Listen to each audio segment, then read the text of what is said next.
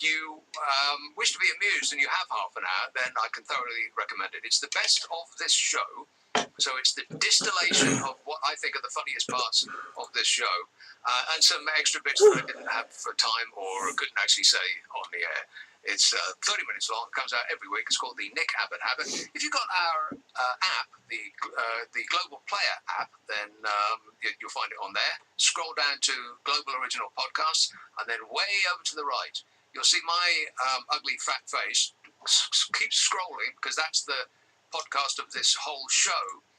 If you want the distilled 30-minute version with concentrated funniness, then click on the Nick Abbott Habit. If you don't do that kind of thing by apps, then point your computer at it. It's on an internet near you. Ask for it by name. The Nick Abbott Habit. Nick Abbott on LBC. Call 0345 6060 973. This is absolute tosh. Dave says, what's your problem with President Trump? Ugh, another one of these suck-up fans. He says his ratings are rocketing, and his 2020 second-term elections are predicted to be a landslide, and the US economy is booming. In other words, he is a success, says Dave, who gets all of his news from Donald Trump's Twitter feeds.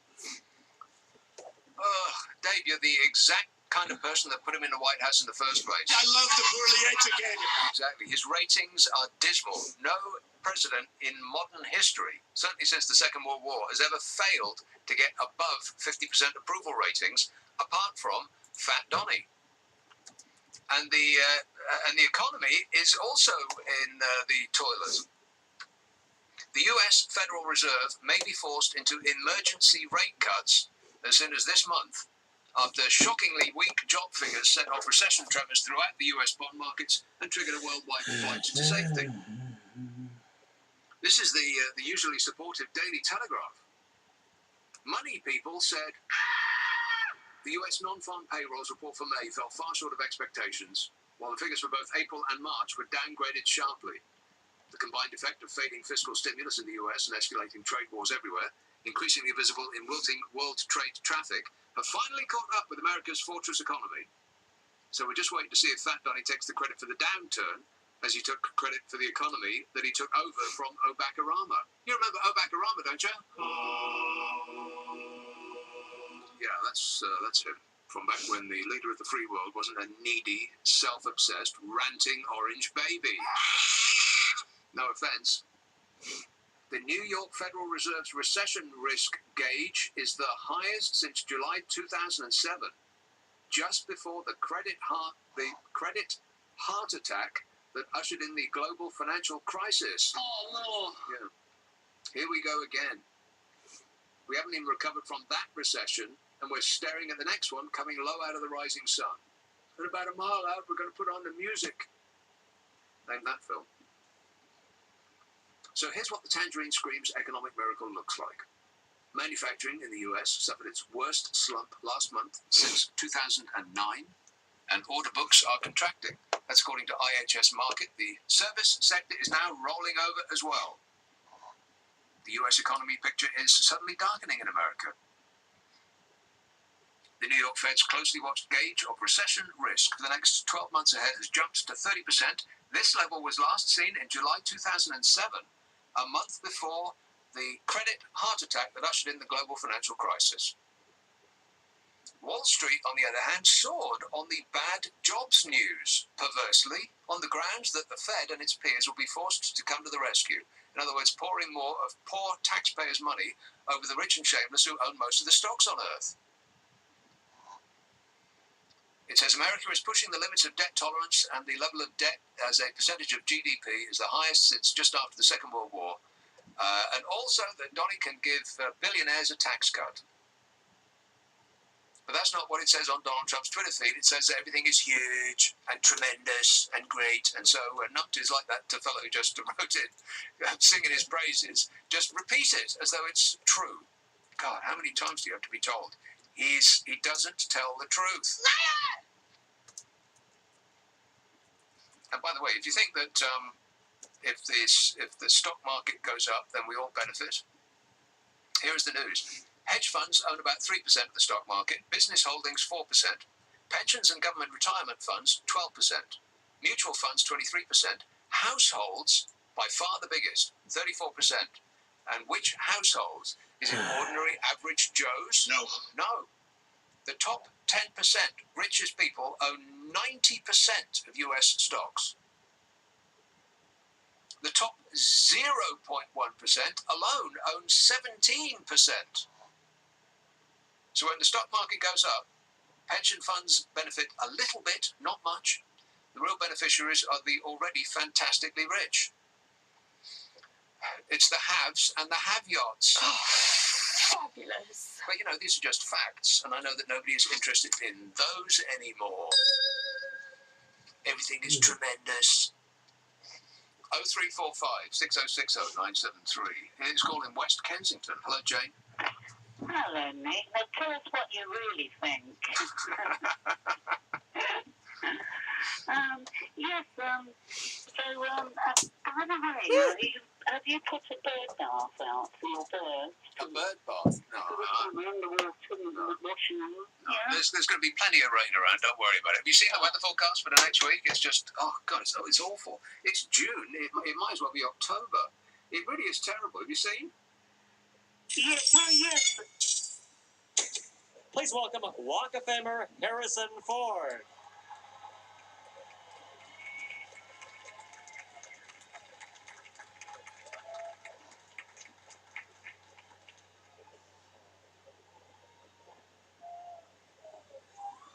Wow.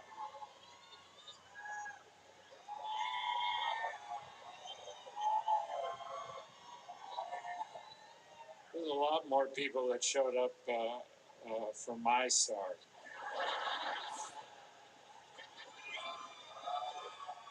A lot more. I prepared myself for this experience by going back and looking at the screen test that I did with Mark. And I was surprised, actually, how good he was. Not that I felt at the time that he wasn't good. I thought he was great. And he had just the right blend of youthfulness and enthusiasm. But I think George said at the time that that in a movie that was full of space vehicles and kind of cosmic ideology, that what he wanted was somebody that he needed a protagonist that was comfortable with those things and could be both comfortable and serious in a world made up of those elements. And Mark certainly achieved that. I thought, I've been thinking about today, I was really sorry that we don't have the other member of our trio here to celebrate with us.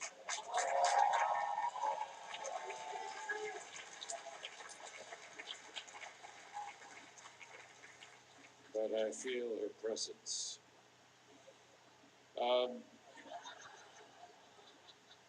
Mark is a friend that I don't see very often.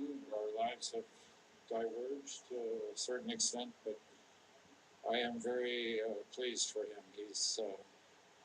He has been the master of his own experience, his own life, and he is, as he always was, a quiet, sincere, honest person. He's not a grandstander, and I think he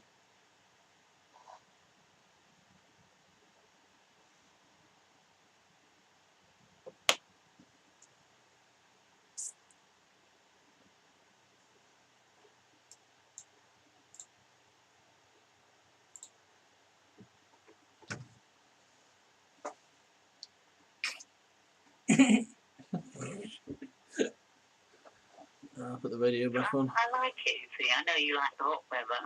Yeah, 66 degrees tomorrow, 59 degrees on Monday. 59 degrees is the high, and raining. Heavily raining on Monday, raining on Tuesday, raining on Wednesday, and raining on Thursday. Cloudy on Friday. And then the following week it's going to be 69. It might touch 70 degrees. Fabulous. Meanwhile, people in Glasgow will get their own weather. I won't bother with you with it. You know what you're going to get. Yeah, Take a brolly. But I really wonder, before we go to the news, Yeah. and I'm sure that the moon was part of Mars, and then it broke off and started, was magnetically drawn towards Earth, Yeah. and then continued round and round. So I think it was part of Mars. Right. Well, that sounds like science. Did you get that off that hippie on the TV? Yeah. Oh, everything's amazing and Yeah. wonderful and great. That's what he said. So I think Trump might be right. Yeah, well, it would be a first. The moon didn't break off Mars and then come towards us magnetically. It didn't. No. Are you sure about that? Magnets? No. No, are you sure about that fact? Well, yes, I am sure about that fact because I just made it up, Jane. That's how facts are born these days. They either break off Mars or we make them up. If you think that Donald Trump actually thought about that and thought, well, you know what, scientifically speaking, if you really look back hundreds of billions of years, then you'll find that the moon used to be a part of Mars. You think that he actually thought that through? Yes, I do. Okay.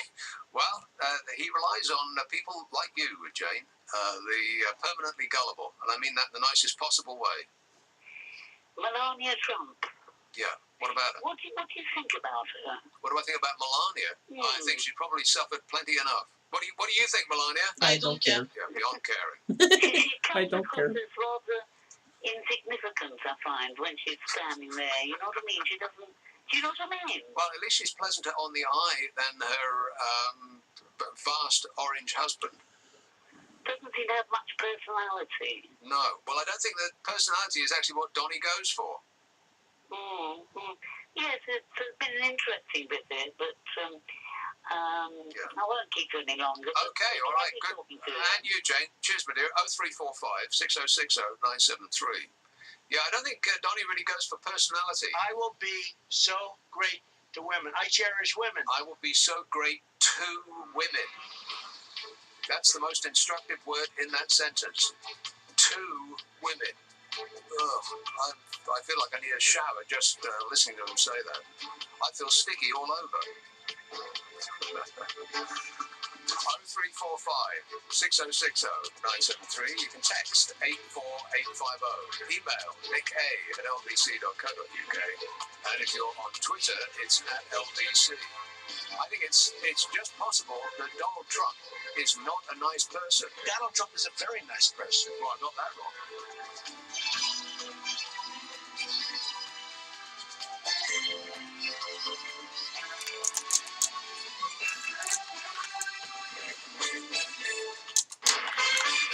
This is So to anyone that's watching, before I play, every time before I play, I clean my glasses and I clean my controller.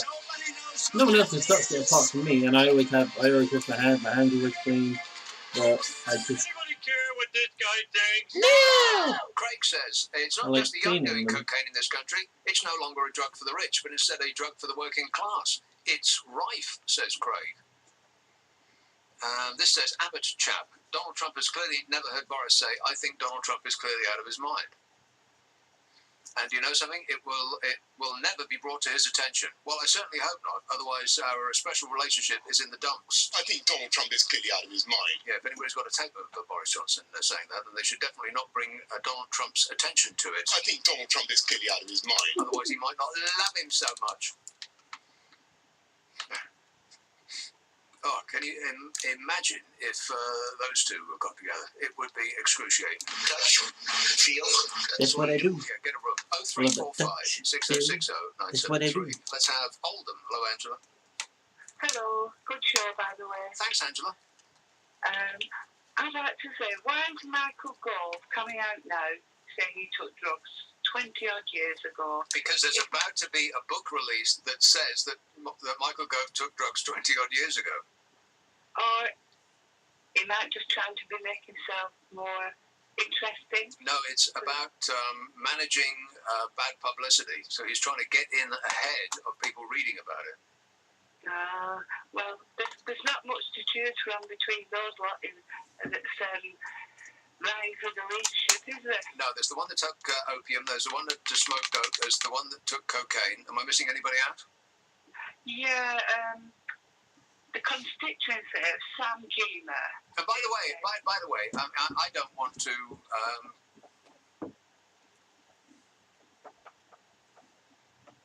What the hell? Go first, Oh.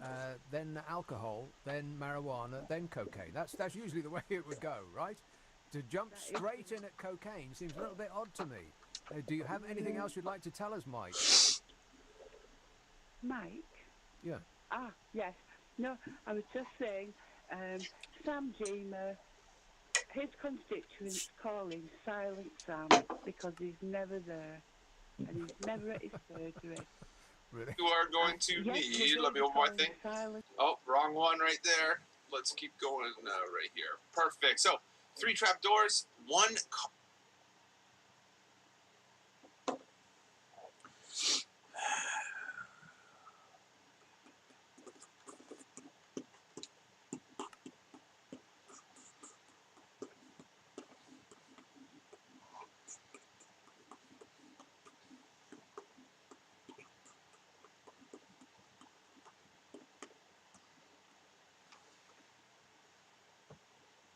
Silent Sam. Yes. Does anybody even know what he sounds like? Could you pick him out of a lineup? Easily. Oh, really? Yeah, it's the quiet one. You're doing better than me. Yeah, but just pick the one that isn't speaking, like ever. That's the one. Okay. Yeah. All right. Thanks a lot, Angela. 0345 6060 973. The difficult thing going to be bucket and cod. Was she finished? I think so. Carl says, who knew that running through fields of wheat is a euphemism for something much worse? Just saying. What does that mean? You mean what she might have meant is smoking fields of wheat. Is that what you mean? But that thought has just occurred to me. Isn't that a bit weird that somebody would jump straight into smoking opium, never having smoked marijuana first? Ain't that strange? It's like, let's admit to the really bad stuff and then pretend that nothing happened before that. Now, I'm not saying that anything did. I'm just saying it's a bit odd. That's all I'm saying. 0345 6060 973. Let's have a call in Lincoln. Hello, Keith. Hello, Nick. Keith. Yes, I was ringing up about these Brexiteers that's been giving you a lot of trouble in the last few months listening to you. Yeah. You know, when you say to them, did you know what you was voting for? Did you realise that you could lose the National Health Service? I'd love to get one of them on and just ask them that question. You know, did you realise you could lose the NHS if the Yanks get their hands on it? Like you said, it's one of the biggest companies in the world, billions. Yeah, hundreds of billions. And Hundreds of billions. They'd love to get their hands on it. Oh, wouldn't they ever? And when, you know, they deny it, it'll never happen. Well, and what was interesting as well, just going slightly off the field here, I was listening to JP3 Mark, I just happened to drop on it, and you know what he said? He said something very interesting. I often go to America. You know, a lot of these Brexiteers got a lot of friends in America. Yeah. You know what I mean? And another thing, just I think, well, the people who brought us Donald Trump also brought us Brexit to a large extent. Yeah. And Vladimir Putin is delighted by both results. Absolutely. Another thing, when the Queen was trying to explain to Donald Trump, she was showing some historical artifacts. Yeah. And I stood looking at him, and I think it's right, trying to tell a monkey Einstein's theory of relativity. Well, as long as you don't say anything controversial, Keith. A monkey, you say. Another quick one. In the protest in London, I saw a placard. You'll enjoy this one. It says, Donald Trump, we're educated. Huh. I thought that was clever. Yeah. Did they spell it right? I think so. Okay, all right. Thanks a lot, Keith. 0345 6060 973. Paul says Trump probably thought D-Day was named for him, Donny Day. Yeah, I've said that several times on this program. People stealing my material now. Ken says I saw material's a bit of a stretch. Does it sound as though I thought about this? No. Ken says I saw a program called The Planets that did something did hit Mars many years ago, causing it to fragment, sending a chunk of rock our way, which is now our moon. Get Professor Brian Cox on the phone and he'll confirm this. Get that hippie on the telephone. Just as long as he doesn't burst into song. Nobody wants to hear that tune again. But it's amazing. Look at the stars. Oh, they're so wonderful. It's tremendous. Phil says, is taking coke a prerequisite to becoming a PM? Well, I don't know. I very much doubt that Mrs. M has done anything untoward like that. She just don't seem the type, do she? Michael Gove, on the other hand, he does look permanently surprised, so maybe the two go hand in hand, doesn't he? Like, permanently shocked. This says, no, I've read that. Donald Trump is clearly out of his mind. Read that one. Craig says, it's not, I've read that one. Phil says, I've read that one. Holy macaroni, I've read a lot of them. I'm doing very, very well. Hi Nick, did you see the naked bikers today? We saw them cycling in Wandsworth Bridge this afternoon. Well, there's a bicycle you don't want to get on after them. Disgusting. Ugh. Naked bike riders? What? Why? What? Why? Why the naked bike riders? Why do they have to be naked? Can you imagine? Nick says, Donald Trump is a great man, a great president, and you're just jealous of his intellect and his hair. Well, it is a wonder. It's one of the wonders of the modern world. How does he do that? How many people does it take to make it look like that? He can't possibly do it himself. It must take a team of technicians. Scaffolding must be involved. That's why nobody sees him before like midday. He's in there being teased and cemented into shape. Naked bike riders? Why? What's the bike? Well, I mean, hopefully they're taking their own bicycles and not the rented ones. Please, not a Boris bike. Not if you're naked. And why naked? What is that about? He's calling about that in Newcastle. Hello, Ken. Good evening, Nick. Yes, I'm in London presently. You'll be glad to hear. Oh my God! It's you. Look, have you heard the word of the Lord? Listen, I was in London today at approximately 4:30, just walking past Trafalgar Square, and about approximately 300 totally naked cyclists, 95% men, 5% women, slowly cycled past. All the traffic was stopped. Crowds flocked to the side of the street. Your eyes were out on stalks, I bet. They were as naked as God made them. Why? What's up? Nick Affair? Yeah. Yeah, sure. Your meeting? Yeah.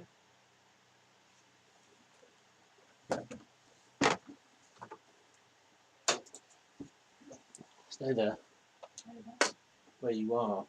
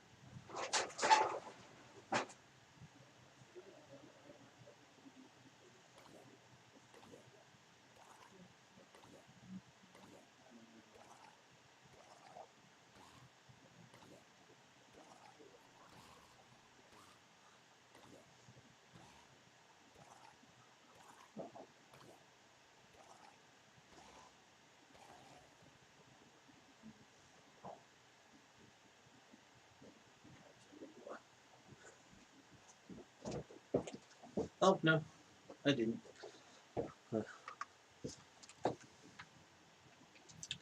Please have a show. No.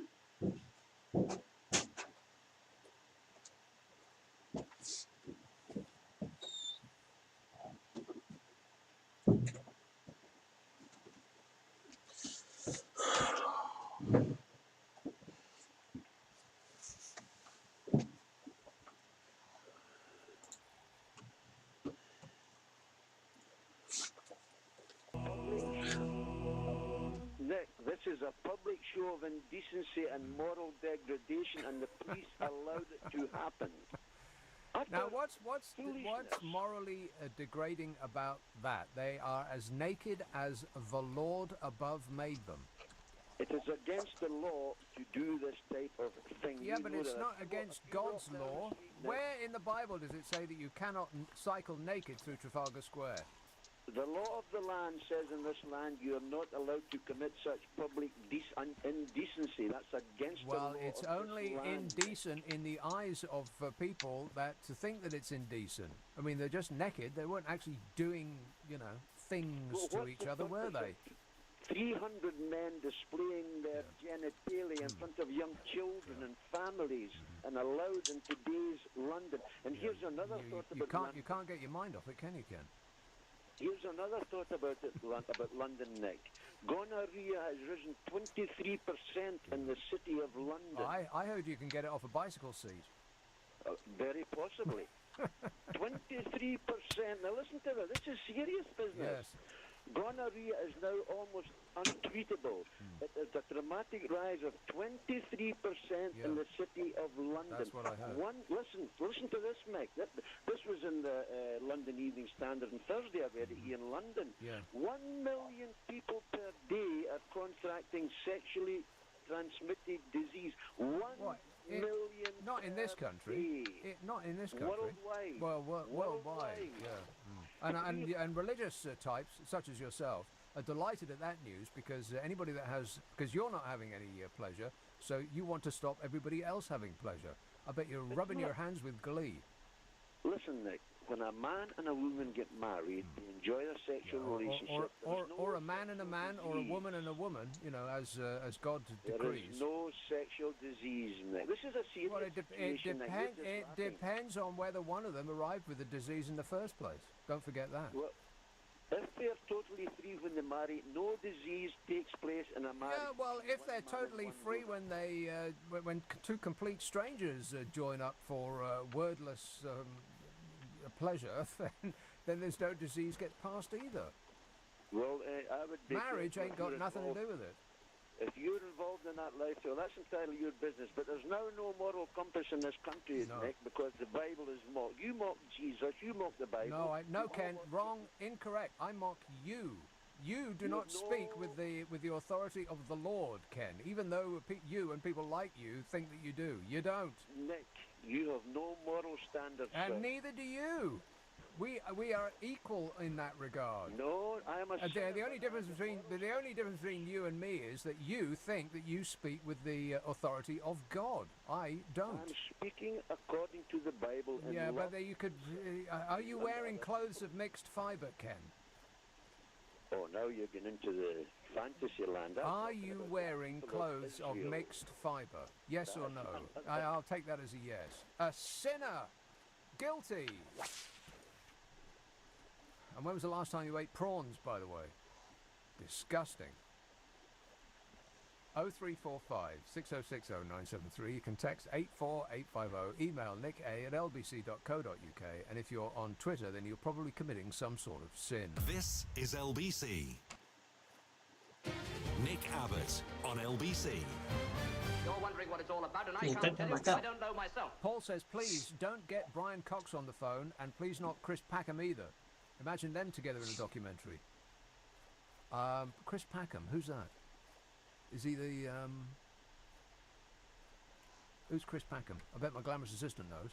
He's the documentary maker for Nature who was in the news recently when some crows were hung outside his house. Oh, that fella. Yeah. I don't know what you said. Look at the stars, aren't they? They're just amazing. Paul says, my company has been exporting machinery parts to the US for more than 30 years. In the last 6 months, I'm getting stuff rejected or held up in customs as the US is getting very nitpicky. Never happened before, he says. Looks like a sign of things to come. What, from the great deal maker? From the man who claims that he makes $400 million a year? I make $400 million a year, so what difference does it make? Yeah, who cares? Paul says, I've just read an interesting column in the Evening Herald where Jacob Rees-Mogg admits to using camphorated tincture of laudanum with nanny. And this one says, naked cyclists in London, why? I'm with Ken, he says. Well, Ken's with me in this. I can't believe I'm about to say this, but Ken is completely correct. What? Why are they naked?